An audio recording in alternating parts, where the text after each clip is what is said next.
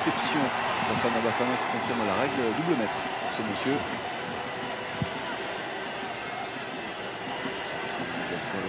D'abord la surface de réparation avec Toke Laurenti, ça c'est magnifiquement joué et magnifiquement joué jusqu'au bout de la part des Bafana qui le plus logiquement face à l'Algérie, Tousso Pala, très travailleur sur son côté droit, il était là dans l'axe, le joueur de Supersport, le club de Pretoria, pour marquer son deuxième but en sélection. Il avait été buteur en préparation face à la Zambie. Ça fait 1-0 en faveur de l'Afrique du Sud. L'inquiétude, on l'avait vu tout à l'heure dans les yeux de Raïssa Mboli, on l'a vu également dans ceux de Christian Gourcuff. C'est un vrai symbole, cette action, parce que on a une équipe figée, celle de l'Algérie. Regardez la vivacité de Ranti qui fait un joli geste, et regardez comment on n'a pas précipité le tir, et ça c'est le talent qui a parlé. C'est bien joué de ne pas précipiter le tir. Qui est-ce qui réussit cette rencontre de cette Coupe d'Afrique des Nations? Ranti, c'est sur la barre transversale, et c'est peut-être un des tournants de cette rencontre, c'est certain, et peut-être davantage. Oh, qu'il est déçu, Ephraim Machaba. L'Algérie reste ouais. Sauvé une deuxième fois par Sabar, mais évidemment sauvé surtout alors qu'on revoit la faute qui se discute pas sur Vilakazi. Il veut frapper très fort. Elle était à nouveau la plus dangereuse, et puis ce centre de Brahimi qui est intéressant parce que c'est vrai qu'on joue les deux grands, Slimani et Belfodil sont en position. Sinon c'est du 2 contre 2, il faut qu'il intervienne Lachayo, et malheureusement il est ultra malheureux parce qu'il lobe complètement son gardien. C'est parfait, sauf pour un défenseur.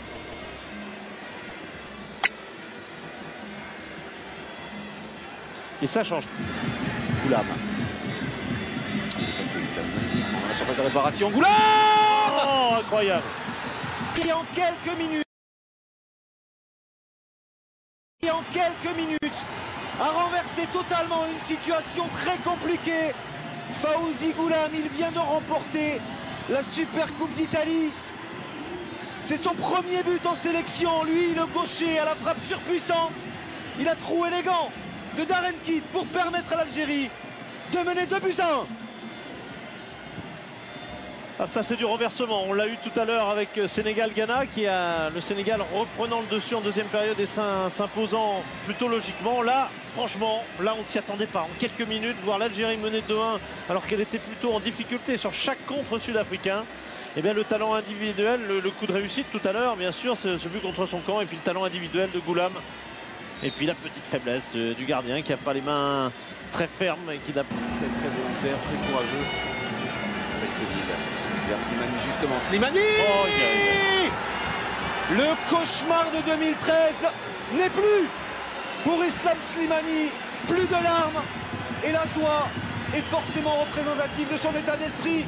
D'autant qu'il permet là à l'Algérie de souffler, de se mettre à l'abri et sans conteste de s'imposer en ouverture de sa canne.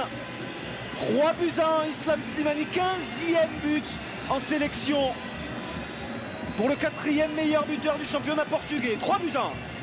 Ah, c'est à la fois fantastique pour l'Algérie, c'est fantastique pour Slimani, mais on est malheureux évidemment pour Kate qui est fautif sur ce but, sur ce 3e but. Il les a un peu lâchés, les Bafana ce soir. C'était une des faiblesses annoncées de l'équipe sud-africaine. Là, il est totalement coupable. Il est un peu sorti de son match à la suite d'un but contre son camp dont il n'était pas responsable, certes. D'un deuxième but où il a peut-être dû se sentir responsable devant Goulam. Et sur celui-là, il l'est totalement. Évidemment, ça envoie une pensée encore plus grosse bien à l'ancien.